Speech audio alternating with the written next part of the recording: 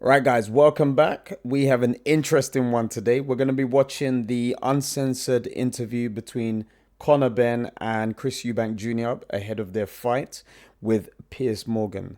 So let's get into it and let's get locked in. Well, it's disrespect. How's that You disrespect? can't give it and not take it.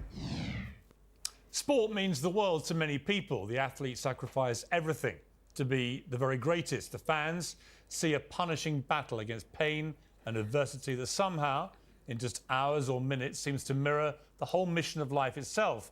And every once in a while, on the very rarest of occasions, it feels even more important than all of that. Chris Eubank Jr. versus Conor Benn is not just a boxing match, it's a family feud, a bit of rivalry, a story of shame, of scandal.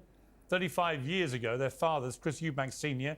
and Nigel Benn, fought the first of their legendary title battles. Now, after years of delay, Eubank Jr. and Benn will finally face off. Fatal Fury, City of the Wolves, is at London's Tottenham Hotspur Stadium on April 26th. It's the first ever boxing card from the iconic Ring magazine. Right, guys, I don't know if you know this. I know some of you in America might have forgotten. And for some of you just watching now that are fairly young, around the 90s, early 90s, the fathers of Chris Eubank Jr. and Conor Benn fought in two fights. One was a draw, one was a victory for Chris Eubank Sr. And the fight that you're seeing before your eyes now, with all the press conferences, with all the heated exchanges, is literally what happened with the fathers. You know, the same kind of intensity, bitterness towards the two. Also, the characters are quite similar. I'm delighted to welcome Chris Eubank Jr. and Conor Benn. Well, good evening, gentlemen. Good evening. I've been watching the press conferences that happened, and there's real hatred here. I've interviewed a lot of boxers. I've rarely detected such a palpable loathing that people have for each other as you two do. That's why we've got two security guys here. Wouldn't normally have them. It's interesting whether or not these two had their animosity from maybe watching their fathers, or perhaps along the way they developed that from their own interactions. But that would be something that I may have to research. We were advised by your teams that we should do that in case you start hitting each other. I simply make a plea to you that I know you've done stuff that has played out in the way that it has. I hope we can have a proper conversation Piers about Morgan what is is an scared. extraordinary moment in British sport when you two fight. I was around in newspapers when your dads fought. They were two of the biggest fights that anyone can remember. Yeah, I I've remember interviewed them them. both, and I know the rivalry and I know the family history. Watched but I hope both for the of those purposes of this fights. interview, we can get through it in a civilized way. Conor, when you think back to your dad and the fights that he had against Chris Eubank Sr., you weren't even born when that happened. But what memories do you have of the aftermath and the rivalry? Well, I mean, it captured the imagination of the public. It was a Definitely. fight in an era, a generation where it was heavily spoken about. It was one of the biggest fights of all time. I think there's 18.5 million viewers. Those days of boxing were crazy. I can remember watching the interviews, Jonathan Ross, James Toney, you guys, oh my God, the Americans. Did it instill in you this feeling that you have for...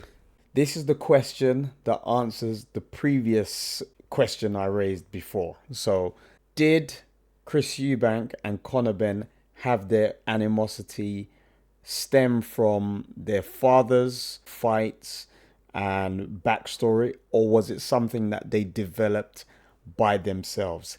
This is very interesting to know. Junior?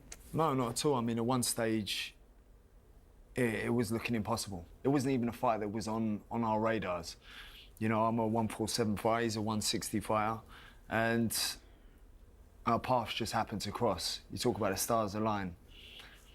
You could say that. Chris, for you, I mean, I've interviewed your dad at length, and he had some extraordinary fights, not just with his dad, but with people like Michael Watson, who ended up in a wheelchair. I was ringside when Nigel Benn fought Gerald McClellan, who ended up in a wheelchair. This is a brutal sport. Yeah, guys, I don't know if you remember, but both the fathers had fights where they ended in serious injuries for their opponents. Michael Watson with Chris Eubank Sr., I believe, went in a coma, had a blood clot in the head. Also with Nigel Benn, he had a fight against the American, the G-Man, Gerald McClellan. And Gerald McClellan from the Kronk gym, he got knocked down, did not get up, and then he went in a coma for about, say, 2 weeks. And then he was blinded when he came out of the coma. Yeah, this is the brutality and nature of boxing. But it's a bittersweet one because as much as it can be brutal, it can also be beautiful. People have been left paralyzed by fighting. When you have a hatred that's as real as this, does that play on your mind? I don't hate this man. I would never give him that type of power over me. I hate what he stands for. I hate what he did. I hate what he represents. You know, guys, I have to say,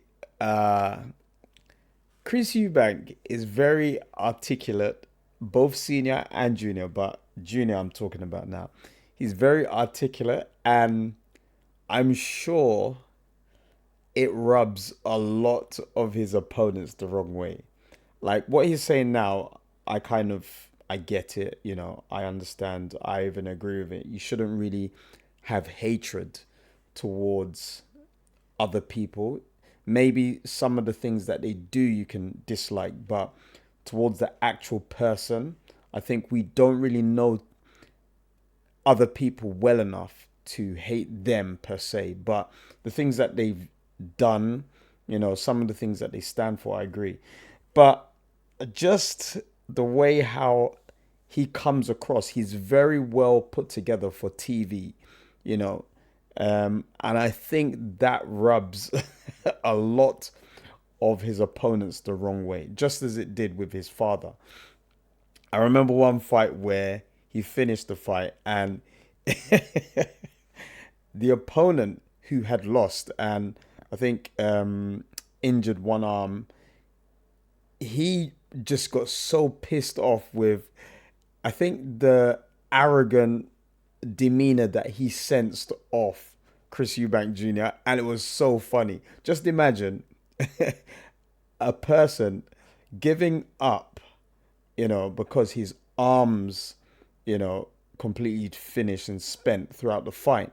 And then just because of through the interviews after the fight in the ring, he wants to again fight Chris Eubank Jr.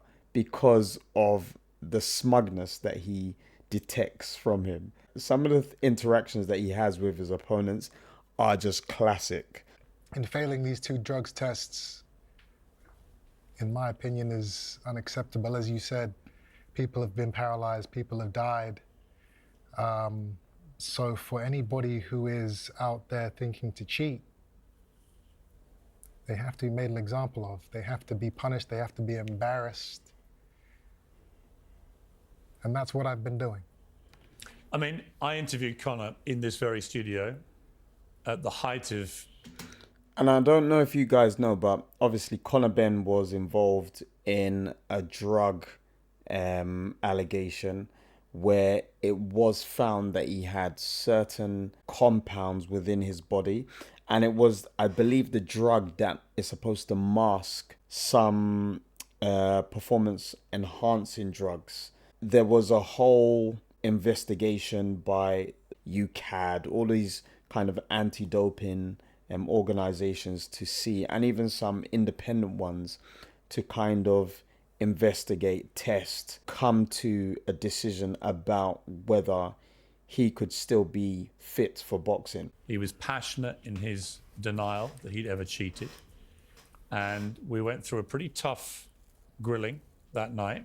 Yeah, And I it saw got very that. emotional for him. And I guess in the end, only he knows for sure. But the reality is that all the interrogatory investigatory bodies have cleared him to fight in this fight with you. So you might think he's a cheat, and you're perfectly entitled to your view. But the reality is, if he was a convicted cheat, he wouldn't be able to fight you. So do you accept that for the purposes of your fight, that he's not a convicted cheat? He's someone that you might think he is, but he's not been convicted of that. Whether he's been convicted or not is irrelevant. The fact is, substances were found in his system. You know, there have been thousands of fighters that have been popped for performance-enhancing drugs.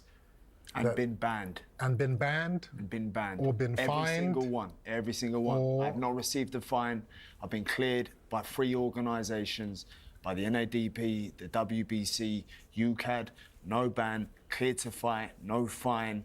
Guys, with the drugs in boxing, it's extremely hard to find the boxers that are taking performance-enhancing drugs. This is a very big issue that boxing has, and a lot of combat sports.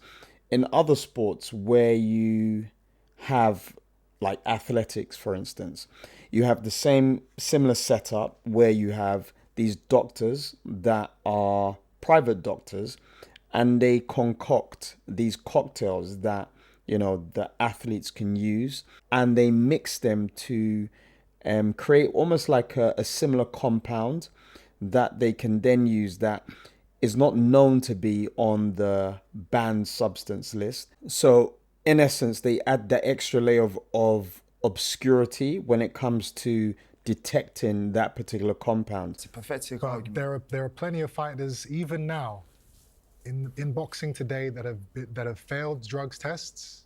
They've been fined or served bans, and then they've been let back into the ring. This is in no way different. He got caught. He went out of boxing for a little bit, spent $1 million trying to clear his name. You know what? That's why you're an idiot. No, because I've been cleared by 3 organisations, by people who are a lot smarter than you. Was there drugs in your system? This is you talking personally. Was there drugs in your system? Maybe not. None of your business. I've been cleared 3 times. It is my business when you were preparing to fight me. Yeah. In a way, it is his business, but then again, in another way, it's the business of the organizations to verify. But I do understand Chris Eubank Jr.'s concern, and I do understand where boxers are let back into the sport if they're able to persuade, encourage doctors to find a more favorable outcome to the tests. Do you accept that these substances were found in your body? Good question.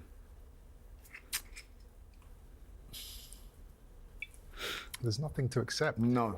That's definite. No? No. It's the facts. Because I never took anything knowingly. I never took. No, but that's a different question. Yeah. Whether you took it knowingly or not, do you accept that they were I struggle found? to accept it still. Because you don't want to accept it. I struggle to accept it. Let's say that he Well, hang on, was an accident. quick, Chris. No, I need to say But this. that's Let's the- say it that's was an accident. No, but he's. Let's give him the benefit of the doubt. No, but that's first of He all. didn't know how the drugs got into his Wait a system. second. First of all, let's acknowledge the fact that he's accepted. I don't need to acknowledge anything. What did he really accept, though? He just said that I struggled to accept that it was in my body, and I didn't take anything knowingly. It hasn't really accepted that those substances were in his body. So I don't know what Piers Morgan is saying. I would rather hear what Chris Eubank is trying to put forward here. For the purposes of the interview, though, and for the viewers watching, that's an important admission. We've got it. Hang on. We've got it. Hang on. But it still Let me doesn't mean you're not guilty. Let me conduct the interview how I want to conduct it. I will come to you for that point you're making now. Because you asked the question, go and I straight asked to it on it. your behalf, and we got a concession from Conor that yes, the substances were in his body, but you didn't take it deliberately. Is your I position? never took anything. That's Right. it. Never took anything. Never certainly knowing. Never. Now your point is that from that moment, and there'll be a lot of people who agree with you, that from that moment, if you're an elite athlete of any kind in a professional sport and they find substance in your body, whether you intended it to be there or not, we've seen it with tennis players recently, we've seen it obviously with cyclists and so on, sprinters and whatever, that from that point, everyone should be treated the same and get a ban. But in all of those cases, in all of those sports, the arbitrating bodies investigate and they make a conclusion. And rather like a criminal court, people may not like the conclusion, they may still suspect that person. But if you've gone through due process, and no one can argue he didn't, he went through due process for years, right? It nearly ruined him. And I saw him at his darkest moment in here, and it was dark. This was a guy on the edge, Good. right? Right, okay, you might say good, okay, fine. You're going to be on the edge come April 26th. Okay, and we'll come to that, the fight in a moment. But just for the He's purposes pissed of that he this, said good. you need to accept, but they are conclusions which have allowed this fight to happen. Without them concluding that he hadn't done this deliberately, you wouldn't be getting in the ring with him. As again, fighters can fail drugs tests and appear back in the ring. It's happened a million times before, and it will happen a million times again. Yeah, I have to This agree is with what's him happened there. with Conor. You're still guilty. Do you accept that can happen? Because Do you accept that can as a happen? fighter, it is your job to know everything you are eating, drinking, putting into your system. If you don't monitor it, and somebody slips something in somewhere, which I do not believe, but if that's what he's trying to say happened, it's still your fault, you're still guilty, you're still a drugs cheat, and we still have to make an example of it. Conor, you've said to me before, it's been your position, I think, that you believe it may have Conor's come from thinking about it contaminated now, look. eggs. Is that still your position about it? Is that what you think is the... The case is done. I'm not here to talk about the case at all. It's, you know, It came I'm only from asking eggs. because he hit That's- you with an egg, obviously. He can do what he wants. He's an idiot. And he's an idiot that's going to get cheap. Oh my God. You know, when I heard about the eggs thing, like when Chris Eubank actually hit him with eggs, I didn't know that Conor originally said that he believes that. I didn't know that he originally said that the drugs may have came from eggs. So the whole thing about now watching Chris Eubank hit Conor Benn with eggs is hilarious. That is just comedy gold. 26. Oh my Period. God, look at him Irrelevant laughing. of what it was. The stars have aligned for me to render you unconscious. Oh my God. Let me ask you, Chris, That about is so crazy. your dad and the legacy. And you were a bit older, I think, when your dad first Oh fought my Nigel. I God. think you were about 4 and then about 7 when they fought again. Is that about right? I believe that's... What memories do you have of either or both fights? I mean, at the time, I was too young, but later on in my life, you know, as I got older, I started to understand what it was my father did, who he was, what he'd gone through, and I learned that Nigel Benn was his arch nemesis. Why did your dad view him as his arch nemesis?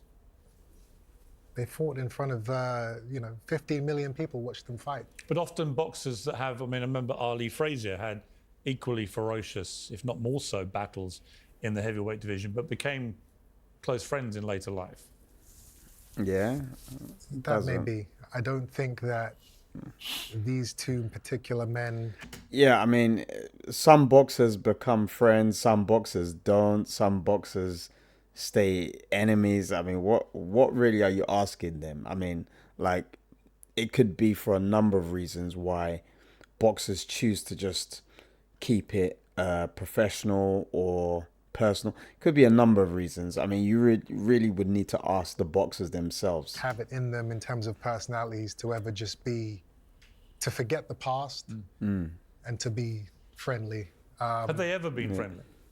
You'd have to ask them. I don't know. Yeah. I know my father, course. who was the one that said, I don't hate that man, is similar to me. He doesn't harbor emotion like the Benns do. We've actually got that clip actually. Let's take a look at that. This man is nothing but he's just, I remember he's this. the real hype. I come up the hard way. I didn't have Frank Warren. myself, boy. You had your time. Let's have some parliamentary procedure here, all right? my God. Guy, do you know the thing is, yeah, I remember that classic line. That is quintessential Chris Eubank, parliamentary procedure. Who says that? But then if you watch Nigel Benn, sorry, straight after, you can see the disdain, the disgust that he has for Chris Eubank's demeanor. Just watch it. He's the real hype. I come Watch up the it. hard way. I didn't have Frank Warren. myself, boy. You had your time. Let's have some parliamentary procedure here, all right? Oh, God. Ah, God. The man, intolerable in that he's so wild. I have no time for such people. He has no class. I'll agree with that. Their characters are more like the Eubanks are coming with more restraint and a more polished character in front of the camera, but then the Benns are more wild. I would say Eubank is the type of person that you want to see on TV because he's family friendly. He's never really going to swear, Chris Eubank Sr. But then Nigel Benn, he is very volatile. You just don't know what is going to happen. And I think even when we look at Chris Eubank Jr. and Conor Benn, the reason why those security guards are there is not really for Chris Eubank Jr. It's more so for Conor Benn because he has this similar attitude to his father where he's rough around the edges. He could at any moment lash out at Chris Eubank Jr. So shout out again to Lions Den security. About Nigel Benn, I would say this. The man is a powerful puncher, a very powerful puncher. For this, I would like his autograph because after I've finished with him, he isn't going to be anybody. I personally do hate him. So is there any point in me asking you to shake hands after signing the contract? No. Well, gentlemen, all four of you, thanks for joining us tonight. Thank you. I mean, I'm struck immediately by the similarity with you guys. And it goes further than just the name. But Conor, your dad there openly saying he hated Chris Eubank Sr., but Chris Eubank not saying that, and you're not saying that again here. Do you see a parallel there? Are you very like I just personally think he's an idiot. I think he's an absolute idiot. But big head. A clean idiot, though. Yeah, but you're still an idiot, though. You're still an idiot that nobody likes. As I said, even your dad don't like you. Clean. That's an accomplishment. As long as I'm That's it, period. That's it. Well, let's talk about that for a moment, because you have a very good relationship with your father. Unbelievable relationship. This is, again, the mental jousting. Chris Eubank Jr. prodding Conor Benn about being clean. But then Conor Benn initially starts by just saying, oh, he's an idiot. He's a bloody idiot. But then he takes another angle where he starts to bring in the relationship of both of them with their fathers. And obviously we know that Conor Benn, he's okay with his father. But we know that Chris Eubank Jr. and Sr. do not have a good relationship. Now that is the hand that Conor Benn is using to instigate another mental jousting. And he's been there throughout this process at your side. He's probably struggled with it more than myself. Why? I'm his son. I'm his son. Does he really want you to do this fight? Of course, 100 million %. 100 million %, and I wish my dad done more than grab you by the throat the other day. His father's upset more than him because he's destroyed his father's legacy. I'm not there. Mate, you He's don't even put get a on with black your dad. mark- Talk he's about put a destroy black your mark father's legacy. Against the Benn's Talk name. about destroy your father's legacy. That is, that's actually what's let me happening. ask you, Chris, because they have a very good relationship, Conor and his dad. But you do not currently have a relationship at all, as far as I'm aware, with your father. What's going on there? What's going on there is life is going on. Sometimes fathers and sons, they don't see eye to eye. They don't get along. They fall out. It's unfortunate what is happening at this stage in my life with him. Do you talk at all? No, we don't. But How long has it been like that? years. How long since you last talked to him? It's been a long time. But give me a timescale. This is like, you see Piers Morgan, like, he's prodding, he's asking questions, but there has to be a time where you just back off a bit, because this is a personal thing. And I can already see that Chris Eubank Jr. does not really want to give specifics on this personal matter. Remember, this is about boxing. So, yeah, Piers, if you ever watch this video that I'm making, and you probably won't, but many of the people that like your show might watch this, please let it be known that when you're in the room with a boxer that is also in the room with another boxer, that they have such tension, do not press those buttons, because the reaction that you might get is the one that might be the end for you. Yeah, but I'm only curious because there's been so much written about this and speculated and rumoured and everything else. I prefer to deal in talking to people at the centre of all this speculation and getting the truth. Leave to the end personal the matters speculation. out. And I don't think it's an unreasonable thing, given you're a Benn Eubank rematch about to happen in a ring, to ask you about this. And I hope you don't. But I think people will be curious how long you've been estranged from your dad. I mean, I've said it twice now. I don't know what more you Well, want you to said tell years, but that could be 2 years or 10 years. A couple of years. A couple of years, okay. And what effect has that had on you? I have upheld the family name. I've never cut corners. I've done my job. I've dedicated my life to this sport. The Eubank name is still at the top. It's still relevant. It's still respected. You know, the worst thing Conor's done is put question marks. Well, let's come to that. On I'm going to Benn's come to. name. Let me Jesus talk. Christ. I swear, the jousting, the kind of ebb and flow that these two have, it's like, oh my God. Chris Eubank Jr. was talking about his dad. Now he's shifted the focus to Conor Benn's dad. Oh my God, this is hilarious. What I'm now seeing is that once they've answered the question, they quickly try to reframe that talking point back to the opponent. And that's what Chris Eubank Jr. is doing at this moment now. This is why the dialogue between these two is just so golden, because we get to see how they both feed off each other.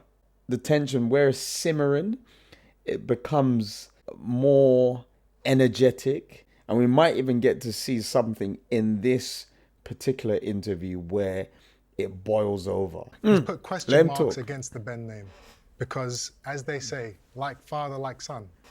So if he's capable of cheating, did his father cheat? I've shown more integrity and resilience. That's the question that now arises. You have done your whole career. That's now the question that arises. Then you have done your whole career. You're Like father, choosing like to son. fight a welterweight. Like father, like son. I don't believe his father didn't know what he was doing. I just don't believe As I it. say, cleared for his So sons, that but means people that are a lot smarter Nigel than you. Benn, that's... You don't know that. No, I don't. You're But just that's the talking rubbish. You're just questions now. talking That's the rubbish. questions that have now arisen talking rubbish. because You of know what what? he did. Okay, you're an idiot. Okay, but before we get It's to like questions adding a log like of that may or may not have wood arisen, to the and fire. they've arisen because you've been putting them out there. But just on the relationship with your dad, what was the catalyst for you Piers getting Morgan. fractured as a father and son? Bringing it back to Junior's dad. It got to a stage where I needed to step out of the shadow completely. It's a big shadow. It is. He's also in a big shadow. You both are. Mine's a blessing, though. Mine was a blessing too, but it got to a stage where I realized I have to separate myself from this huge character that's always next to me. He's different. His father kind of let him do his own thing and kind of, you know, jump in and sink or swim. My old man was always next to me. And it got to a stage where I decided that I needed to walk my own path. He was not happy with that decision. That's the start of it. Chris Eubank Sr. and Jr. were, you know, always training together. You know, I think for a majority of Junior's career, he was, Chris Eubank Sr was the coach. And you saw in his fight, I believe, with Liam Smith, when he got knocked out, he had Roy Jones in the corner, I believe. And this is probably where we saw the instance that Junior was trying to steer his career in the direction that he believed he should go. Now, I agree that this is something that, boxers need to be able to do, even when their fathers are there. They need to have the ability to make and feel confident and even be supported by their fathers that they need to make decisions. But the father should always be there for counsel, especially when they've gone through that. I think it's always going to be beneficial for you to listen to your father, because in boxing, especially pro boxing, there's so many individuals that are around you that literally want to thrive off your back, and they don't necessarily have the best interest for you. So I think Chris Eubank Sr was always watching over his son in that regard. Have the situation with my brother passing away. That affected him in a deep way, affected all of us. I talked to him around that time, and I could tell he was profoundly impacted by that. That's right. Mental health is a real thing. That incident, coupled with the fact that we were already not seeing eye to eye, destroyed a large part of the relationship. And it still hasn't seemed to have recovered, unfortunately. Have you made any attempt to get back together with him? Of course. This is where I would say I respect Conor Benn, because where there is a conversation now about almost really deep issues revolving Chris Eubank Jr.'s relationship with his father, obviously the death of his brother, the mental health issues that his father had. I respect the fact that he's not chiming in now and trying to push or prod any buttons. Has he rebuffed that? No. No, he hasn't. So what's stopping you, would you say? What's stopping what? What's stopping you getting back to talking again? He needs to be able to get over whatever demons he's fighting. Now, this fight, it's either gonna enable him to get over those demons, or unfortunately, it's gonna make those demons grow. I don't know. I still hope he's there on the night, just like his old man will be. Do you think he will be? I honestly don't know. I hope and I pray that he is. And I will do things to try and get him there. But if he isn't, guess what? I'm still going to go out there and do the job.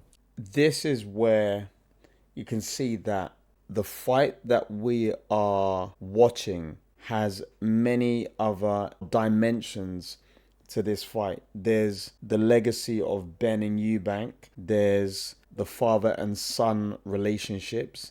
And then there's also the mending and healing of broken relationships that we're seeing unfolding in this particular interview. We don't really know each other, but when I talk to you, I know your dad well, and have done for many decades.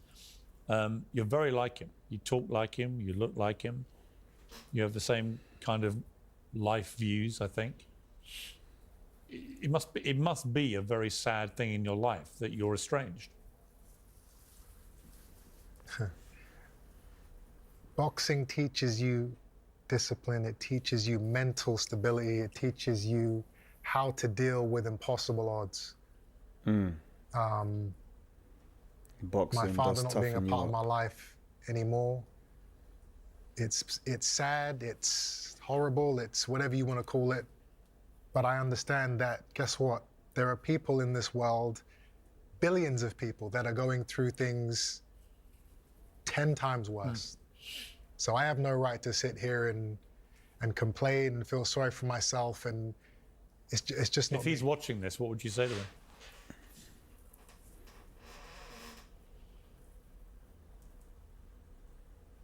I'm here. I'm getting ready for the biggest fight of my life. If you want to be next to me, like his father's next to him, we can do it together. If not, no hard feelings. I'll get the job done for you. Don't worry about it. Do you love him, your dad? He's my old man. It doesn't matter if I don't talk to him until the day I die. I'm always going to love him.